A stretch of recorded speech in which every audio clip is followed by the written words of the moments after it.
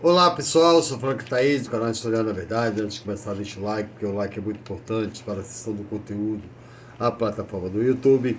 E hoje eu vou fazer uma crítica à imparcialidade da Jovem Pan, né, em especial Rodrigo Constantino, não é? Principalmente por causa da inveja que eles tiveram, né, que eles têm, que eles estão se mordendo de inveja pela viagem que o ex-presidente Lula fez pela Europa e foi recebido inclusive com honras de chefe de Estado, né? E aí, primeiro Constantino diz que o ex-presidente Lula é bajulador de ditador, né? Venezuela, Cuba, Nicarágua. Primeiro, eu não considero a Venezuela uma ditadura, tá? Até porque, né, quem assistiu o documentário chamado Assassino Econômico, né, que é um depoimento de um agente da CIA que se arrependeu de tudo que fez na vida, né? Ele vai mostrar, depois vou dizer quais foram os países que os Estados Unidos roubou, né? E ele vai dizer que o único governo que eles não conseguiram derrubar foi o de Hugo Chávez, tá? Por quê? E por que é chamado de ditadura, né? A ideologia alemã de Marx, né? É, ele fala, além dele falar da composição social, né, da infraestrutura que é a burguesia, que domina a superestrutura, que é a classe média reacionária, associações, escolas, igrejas, universidades, etc, etc, né? Ele vai dizer que todas as ideias de todos os tempos são as ideias da classe dominante, tá? Então, quando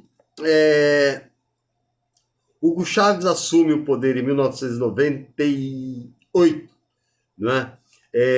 A Venezuela vinha de uma sucessão de governos corruptos, né? E Maduro, né, começou a reivindicar o petróleo venezuelano que estava na mão dos Estados Unidos.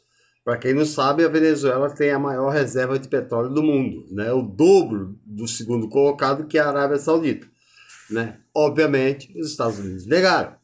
O que fez Chaves, né? Se o petróleo é nosso e é um direito de ser usufruído pelo povo venezuelano, ele desapropriou a PDVSA, né? Reestatizou o petróleo, né? Mas ele estava ciente, porque o Chaves, né? As pessoas não sabem, mas ele era um leitor não só de Karl Marx, mas também de Lenin, né?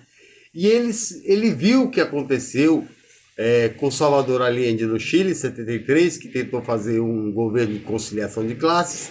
Ele viu o que aconteceu com Jango, que tentou fazer um governo com avanços para a classe trabalhadora. Ele viu o que aconteceu com Lula. Aliás, o Lula não tinha visto ainda. Mas esses dois exemplos, né, de Salvador Allende e de Jango Goulart, além de Getúlio Vargas, né, levou à conclusão que o quê? Para ele, a burguesia sempre é reacionária, ela sempre reage, ela nunca vai aceitar, né, perder alguma coisa e não vai tentar retomar, tá? Então ele se preparou. O que ele fez, né? Ele primeiro, né, ele mudou a formação dos soldados, sargentos e cabos do exército, né, para uma formação mais patriótica, de defesa à pátria e seus recursos. Né? E segundo, né, ele conscientizou a população que isso poderia custar a cabeça dele, né, a população principalmente de Caracas. Né? Então a população sabia que ele estava fazendo um sacrifício e que ele poderia ser derrubado pela burguesia aliada com o exército, porque não se surpreendam, Marx diz na crítica da filosofia do direito de Hegel, que o Estado é burguês e que o Exército não é um elemento de defesa nacional. Na verdade, ele é a última fronteira de proteção armada da burguesia. A polícia protege, é uma força repressora a serviço da burguesia. E o Exército é uma força salvadora, né, caso uma revolução, para proteger os valores burgueses, dentre eles a propriedade privada. tá? Então, ele mudou, né, a cabeça das patentes mais baixas e também conscientizou a população do possível golpe, tá? E mais tarde eu vou dizer o que a Dilma poderia ter feito e poderia ter causado uma guerra civil no Brasil. Quando veio o golpe em 2002, né, e veio o golpe, né, os burgueses se aliaram aos generais, né, à elite, né, a CIA já tinha desestabilizado o país, né, porque a CIA faz isso, né, é o trabalho dela, né. Quando eles chegaram em Hugo Chávez e colocaram, né, armas na cabeça, renuncia, né, eles não esperavam que os sargentos, soldados e cabos colocassem armas na cabeça deles também. Então eles renderam Hugo Chávez e foram rendidos pelos soldados, cabos e sargentos. Fora isso, a população cercou todo o palácio da Casa Rosada, né, enfurecida e dizendo: Hugo Chávez não sai daqui. E as modificações que ele fez, né, tanto no Supremo como no Parlamento, não é porque é uma forma de se permanecer no poder. Se ele não fizesse uma alteração no Supremo, ele cairia, porque o Supremo é burguês também. Né? Veja agora, Flávio Bolsonaro está inocente. Né? Foi votado que as provas dele não valem nada, acabou. Né? Aécio Neves nunca foi preso. Né? Porque o Supremo, né, é uma parte da alta classe média que serve à burguesia. Né? Assim como a justiça também, porque todo o Estado, para Marx, é burguês, por isso que não é uma solução de atenuar os problemas sociais. Quando ele escreve a crítica da filosofia do direito de Hegel, ele está criticando Hegel na filosofia do direito, porque Hegel dizia que o Estado era o único capaz de atenuar as desigualdades sociais. Ele diz não, porque o Estado é burguês. Né? Então, a atitude de Maduro, por exemplo, inclusive de armar associações de moradores, né? Se ele não faz isso, a burguesia derruba ele a qualquer momento. Mesmo ele sendo eleito ou não. O que aconteceu com a Dilma? Né? Quem foi na rua? A classe média. Agora, se a Dilma tivesse falado, né, que ela caiu por quê? Porque Henrique Meirelles teve a proposta do teto dos gastos, que está matando o trabalhador de fome hoje, né? Teve as ideias das reformas, a Dilma foi pressionada pelo sistema financeiro, não aceitou e se recusou a sentar no esgoto do Congresso, por isso ela caiu por uma pedalada. Se ela tivesse dito, né, para o povo, ó, eu vou cair porque os caras querem fazer isso, isso e isso, ela poderia causar uma guerra civil no país. Né? Então ela preferiu cair calada, não é, do que causar um morticínio dentro do Brasil. Porque se o povo soubesse o que iria acontecer, jamais deixaria que ela caísse. Né? Aí ele fala, Maduro, Fidel. Fidel eu tive 2 vezes em Cuba. Né? Em Cuba, né, estudante, por exemplo, estudante norte-americano pobre que quer ser médico, nos Estados Unidos não tem oportunidade, então eles estudam em Cuba. Né? Cuba tem a ELAM, Escola Latino-Americana de Medicina, né, que já formou mais de 100 mil jovens na América Latina, gratuitamente. Inclusive um deles, um brasileiro muito famoso, que é o Neto de Angular, né, que foi formado na medicina cubana, com tudo pago. Né? Embora Cuba seja um país pobre, Cuba coloca 68 jovens a cada 100 na universidade. O Brasil coloca 10. Né? A medicina de Cuba é a 10ª melhor do mundo. Isso porque Cuba sofre embargos há mais de 70 anos. Só 2 países votam a favor do embargo, Estados Unidos e Israel. O restante do mundo é contra. Mas como os Estados Unidos têm poder de veto, sempre prevalece o embargo. Tá? Tudo isso porque os Estados Unidos democraticamente não aceita a soberania popular, porque se a ditadura, como eles chamam de Cuba, fosse tão ruim, ela já tinha caído como caiu a brasileira. Não é? A educação em Cuba é exemplar. Tá? Não existe morador de rua, não existe traficante, não existe prostituição, né? Você, quando vai para Cuba, você não fica em hotel, você geralmente fica na casa do povo cubano, que é extremamente hospitaleiro, né? Eles são muito gente boa, né? E é um país excelente de se morar, né? E também o Rodrigo, né? Ele, bajulador de ditaduras, ele falou Maduro na Venezuela, Fidel e Daniel Ortega, né? Primeiro que Lula criticou Daniel Ortega, né? Por causa das prisões que Ortega fez dos seus adversários políticos, mas Rodrigo Constantino deixou de fora. Por outro lado, ele não falou que Lula, na mesma semana que estava em viagem diplomática na Europa, com países civilizados, o chefe dele, Bolsonaro, estava no Oriente Médio visitando regimes absolutistas. Sabe o que é um regime absolutista? É um regime que o rei manda na justiça, no parlamento, manda em tudo, né? Então, do Bozo ele não fala, mas o Lula é um bajulador de ditador. E outra, né? Ditadura maior é os Estados Unidos, e no final vou dizer o porquê, né?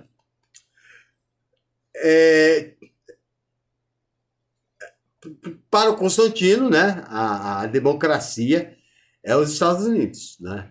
Isso porque, né, a maioria do povo não conhece a lei de Jim Crow, a maioria do povo não conhece o Destino Manifesto, né? América para os americanos. Por exemplo, vocês sabem que em 1848, na guerra entre México e Estados Unidos, os Estados Unidos roubaram metade do México, né, em nome da democracia?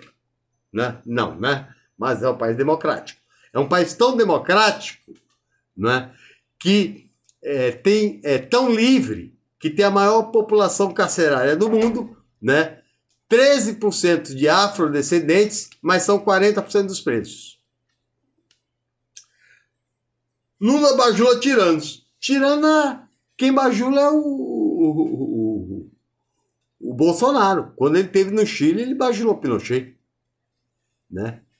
Não vou ficar contando, porque eu já falei diversas vezes do Pinochet, mas vou contar só uma tortura dele. Muitas vezes ele obrigou, né, os seus torturadores obrigavam mulheres a praticar sexo com animais. Por quê? Porque tinham ideologias diferentes.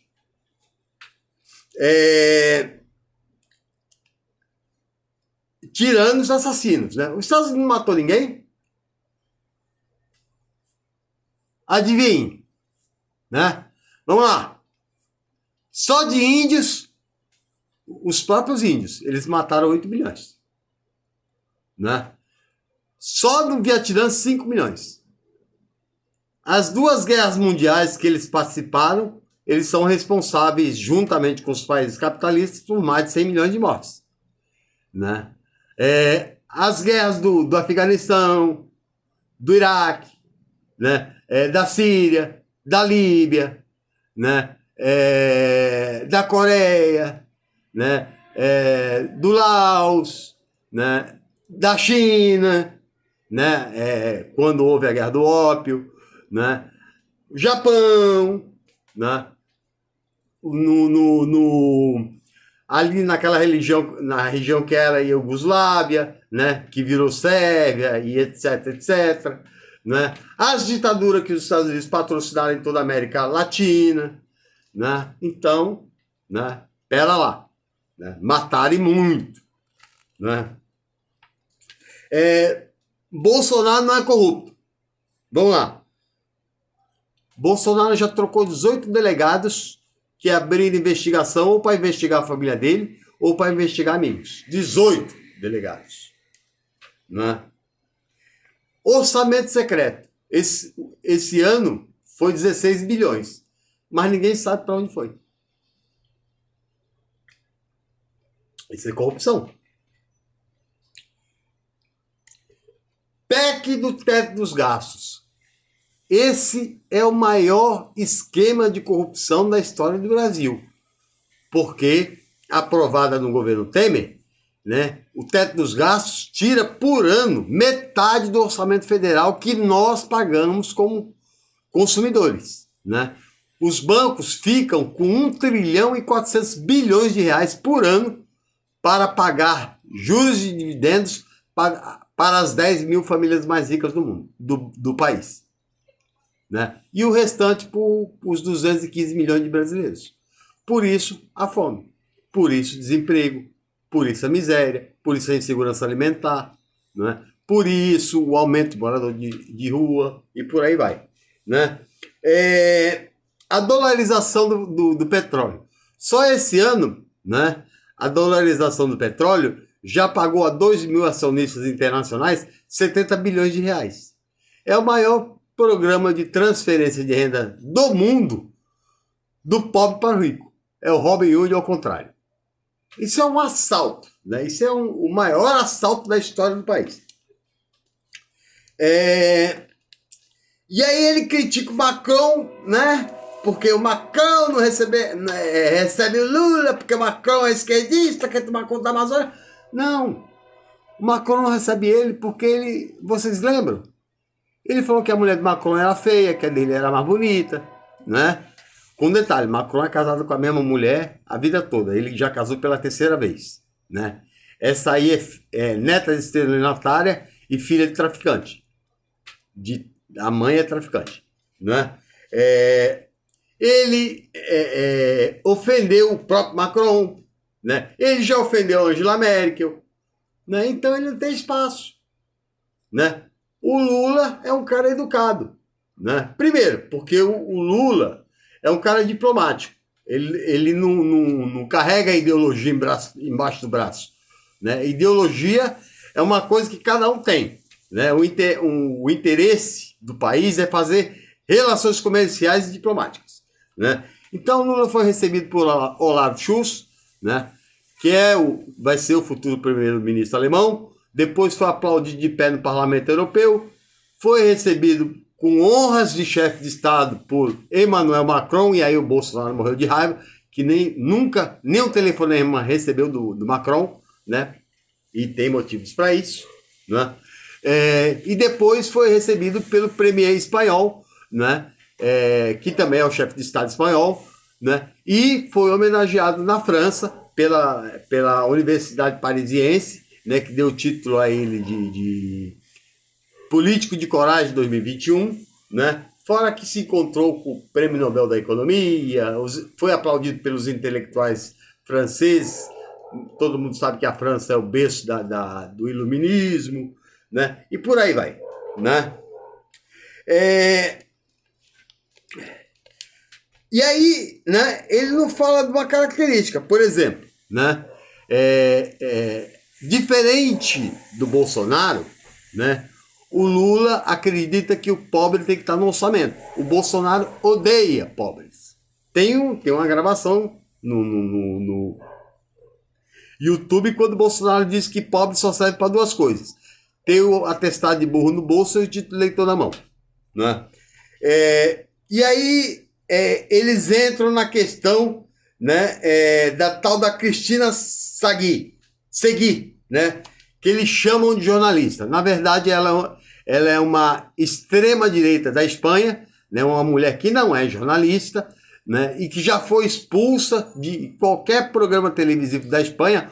O último que ela teve, ela é antifeminista. Ela disse que se um homem mexer com ela na rua, ela acha legal. Se o homem falar para ela ter vontade de estuprar você 7 vezes, ela disse que morreria de tesão.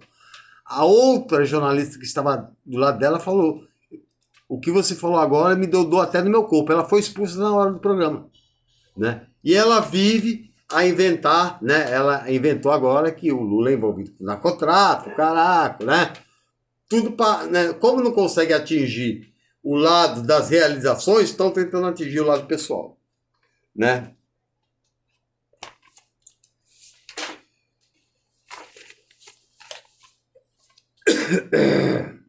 Aí ele diz que o Lula é mentiroso.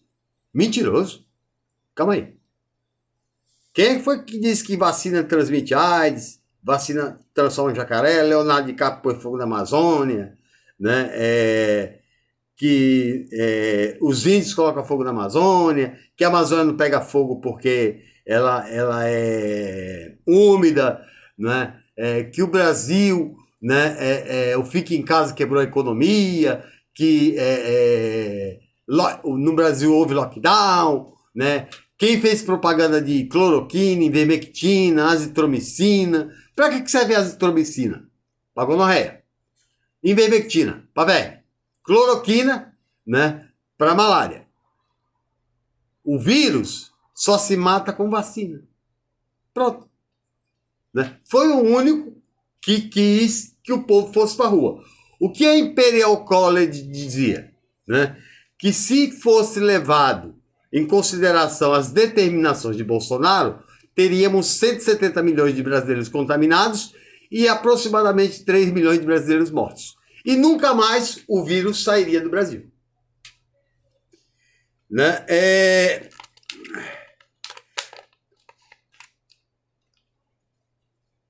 Lula não lê. Lula não lê, né?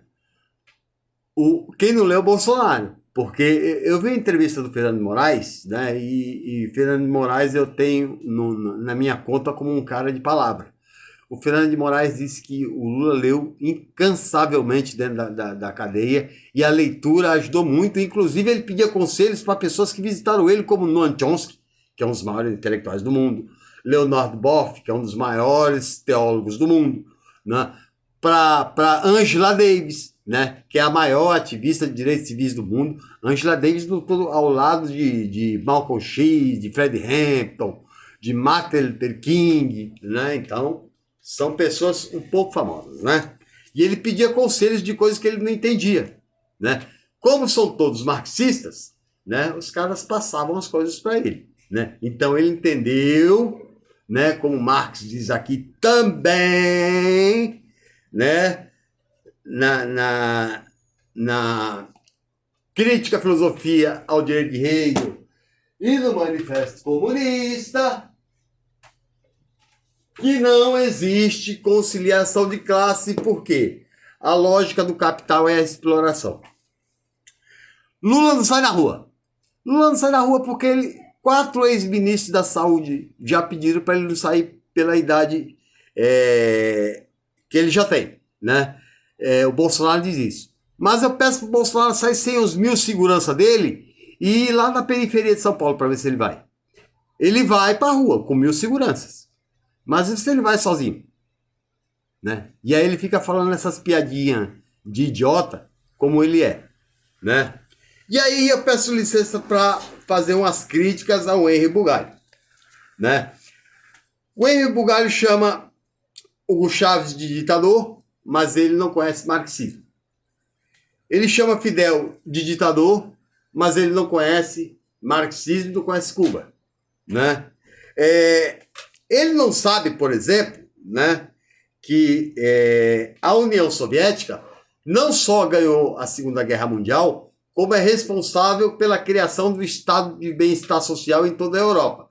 Quando a União Soviética acabou em 89, com a Perestroika e a Glasnost, né, houve a entrada de Milton Friedman e o neoliberalismo, essa infelicidade que nós enfrentamos hoje, né? Os Estados Unidos é democrático? Não, porque uma democracia com 2 partidos, que é baseada em poder econômico, né? Bilionários ou milionários têm que investir, né? Qual o pobre que o bilionário vai dar dinheiro para chegar a deputado? Né? Então só chega quem atende aos interesses dessas elites. Então essa é uma democracia baseada no dinheiro. Então é uma democracia de fachada. Aí os Estados Unidos é democrático. Vamos lá.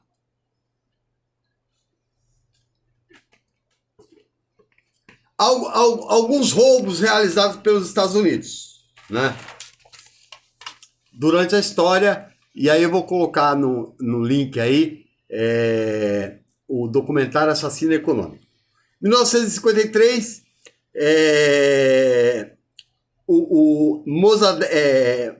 Ibrahim Mossadegh havia sido eleito primeiro-ministro do Irã e nacionalizou o petróleo. 2 meses depois, os Estados Unidos infiltraram agentes da CIA, disseram que ele estava aliado ao comunismo, o povo se rebelou, em 2 meses ele caiu e colocaram Shah Pahlavi, que devolveu o petróleo para os Estados Unidos, até 1979, com a revolução dos Ayatollah né, que retomou o petróleo, e aí os Estados Unidos hoje chama o Irã de um país terrorista, né? Claro, não abre as pernas para dar o petróleo, né? Guatemala, né? Jacob Arbenez, né? Ele se elegeu prometendo fazer reforma agrária e devolver grandes territórios que estavam na mão dos americanos, né? O que aconteceu? Em 2 meses ele foi retirado do poder, né?